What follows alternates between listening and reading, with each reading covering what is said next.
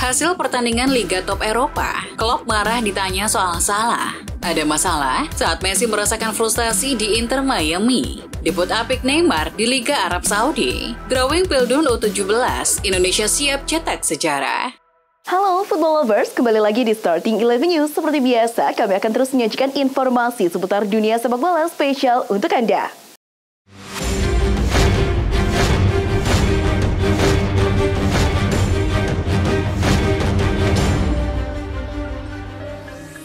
Paris Saint-Germain tumbang di kandang sendiri saat menjamu OGC Nice di lanjutan Ligue 1 2023-24. Les Parisiens kalah dengan skor 2-3. Nice unggul lebih dulu pada menit ke-21 lewat Taramovi. Mbappé membawa PSG menyamakan kedudukan pada menit ke-29. Nice kembali unggul pada menit ke-53 lewat Gaëtan Laborde. Movi mencetak gol keduanya di pertandingan ini pada menit ke-68 untuk melebarkan keunggulan Nice. Lalu Mbappé membawa PSG memperkecil ketertinggalan pada menit ke-87. Hasil ini jadi kekalahan pertama PSG di Ligue 1 musim ini.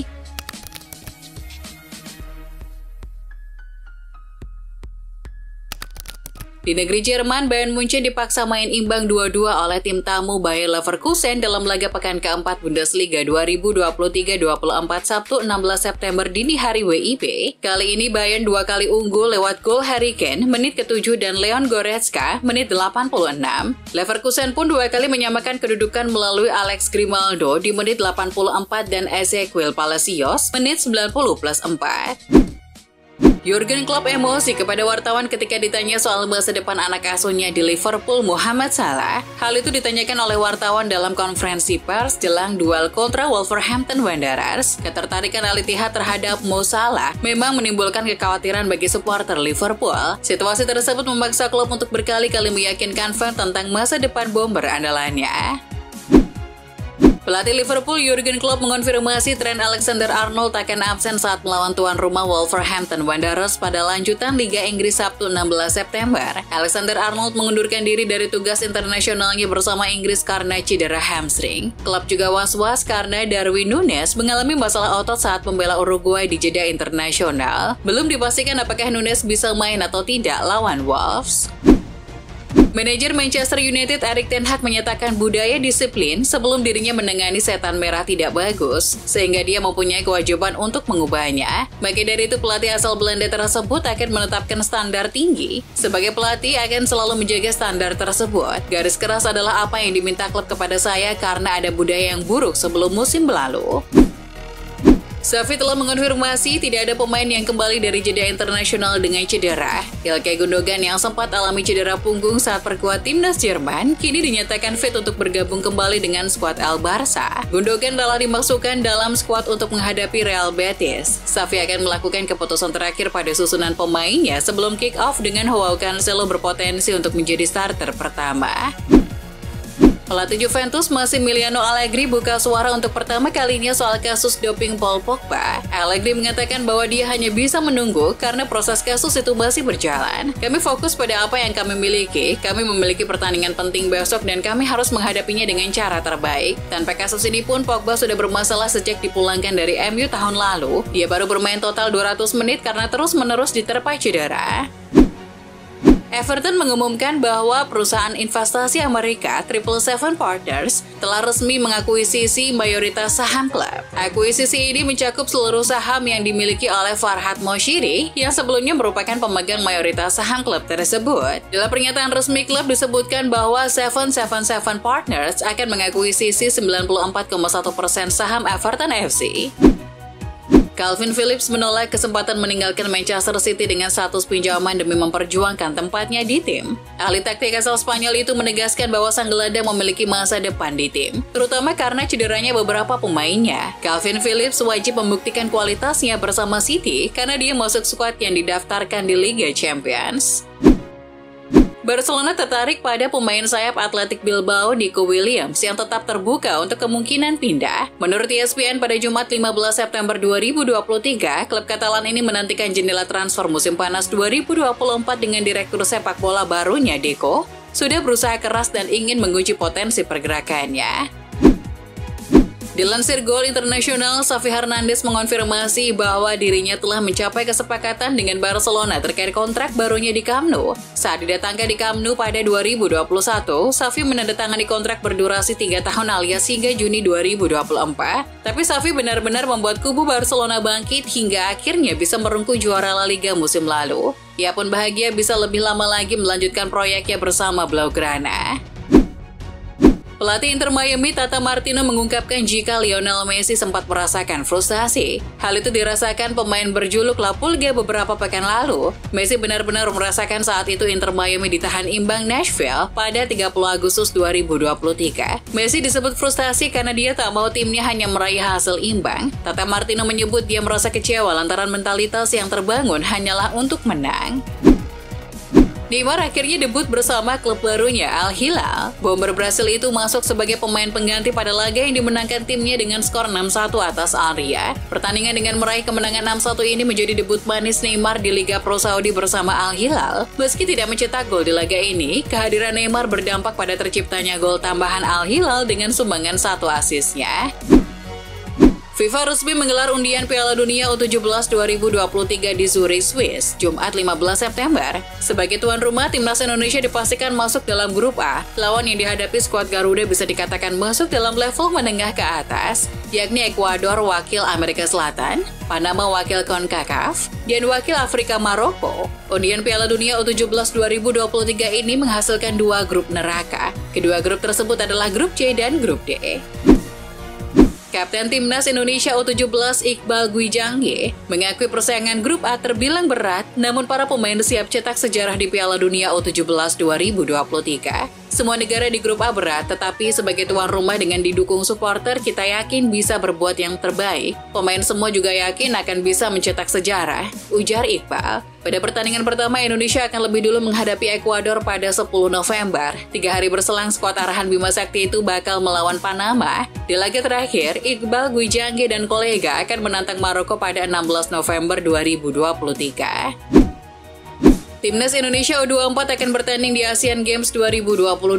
Dalam daftar pemain yang telah dirilis, terdapat nama-nama yang sudah familiar menjadi tulang punggung di timnas senior. Nama-nama tersebut adalah Rizky Ridho, Alfeandra Dewangga, Rahmat Irianto, Ramai Rumaki, dan Ramadan Sananta. Selain itu, ada pula nama pemain muda macam Hugo Samir dan George Brown. Serta beberapa alumni SEA Games 2023 juga masuk seperti Beckham, Hernando, Bagas, dan Robbie Darwis. Kasus Paul Pogba positif doping telah menarik perhatian jutaan pasang mata termasuk salah satu legenda Juventus, Alessio Tacchinardi. Dilansir Goal, mantan gelandang Juve itu menyayangkan sekali keputusan klub jagoannya ini mendatangkan kembali Paul Pogba tahun lalu. Menurutnya, itu keputusan yang salah kaprah. Juve seakan tak berkaca pada banyaknya bukti kalau pemain-pemain lain yang kembali ke Italia dan tak mampu membuktikan kualitasnya lagi. Dan kini, dengan kasus yang menimpa Pogba, itu akan menjadi kerugian besar bagi klub. Tak lama setelah merampungkan kepindahannya ke Atalanta, Carlos De Ketelaere ingin membuktikan kepada klub induknya, yakni AC Milan, kalau mereka salah telah meminjamkannya. Dilansir Goal, meski tak merasa terusir dari San Siro, pemain internasional Belgia itu bertekad untuk tampil moncer bersama klub barunya saat ini. Ia ingin membuktikan ke semua orang kalau dirinya adalah pemain yang sangat berharga. Saya akan bikin kalian semua tahu siapa saya sebenarnya.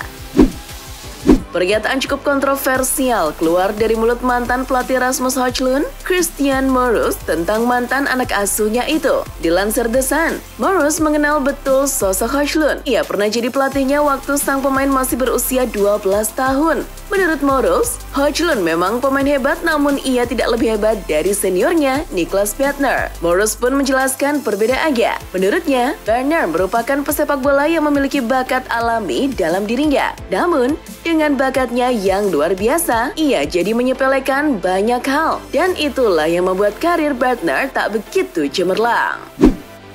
Bintang muda Manchester United Hannibal Mejbri dikabarkan tengah jadi incaran salah satu klub Turki, Besiktas. Dilansir The Sun, Beşiktaş menginginkan Hannibal dengan status pinjaman. Di menit-menit akhir bursa transfer Liga Turki, Beşiktaş tengah berada dalam negosiasi dengan pihak Manchester United. Mantan klub Wout Weghorst itu ingin memperkuat lini tengah mereka dan pemain pekerja keras seperti Hannibal dirasa cocok bermain di Beşiktaş.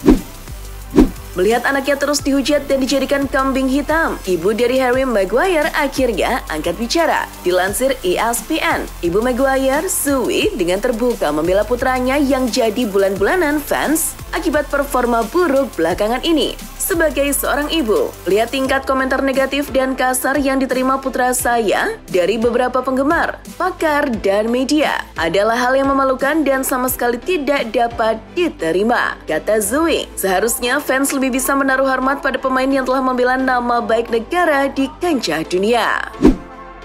Setelah gagal membuktikan diri di Nottingham Forest, Jonjo Shelvey akhirnya memutuskan untuk hijrah ke Liga Turki di bursa transfer musim panas ini. Dilansir Tribal Football, klub Turki yang telah mengamankan jasa mantan pemain Newcastle United itu adalah Çaykur Rizespor. Kabarnya, gelandang berkepala pelontos itu bergabung dengan Rizespor dengan status pinjaman untuk musim ini.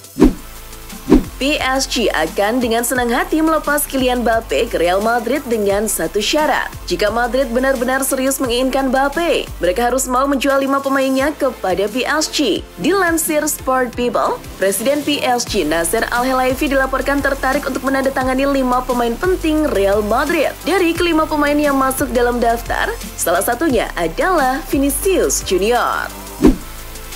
Kabar mengejutkan datang dari Real Madrid. Klub asal ibu kota Spanyol itu kembali menghidupkan minat pada bek sayap Chelsea, Reece James. Dilansir AS, Madrid sedang mencari penerus jangka panjang dari Dani Carvajal yang sudah tak lagi muda. Meski sang pemain kerap bermasalah dengan cedera lututnya, itu tak mengurungkan niat Madrid untuk tetap menjadikan James target utama di bursa transfer mendatang. Kabarnya, Madrid akan mulai bergerak di bursa transfer musim panas tahun 2024.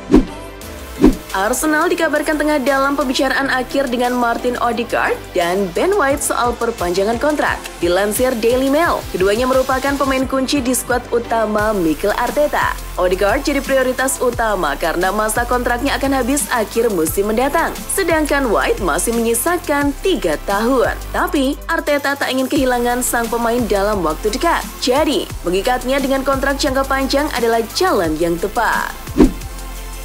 Usai tampil apik di kualifikasi Piala Asia 2023 melawan Turkmenistan, Ivan Janner mendapatkan pujian setinggi langit dari legenda timnas Belanda. Dilansir Bola Occasion, legenda Belanda sekaligus direktur teknik FC Utrecht, Tim Gillissen menyebut Janner merupakan pemain yang berpotensi besar. Ia membuktikannya dengan cara yang baik dan meyakinkan. Tak salah jika Utrecht akhirnya memperpanjang kontrak Janner untuk 3 tahun ke depan. Itulah informasi seputar dunia sepak bola spesial dari Starting 11 News. Jangan lupa untuk like, share, dan subscribe. See ya!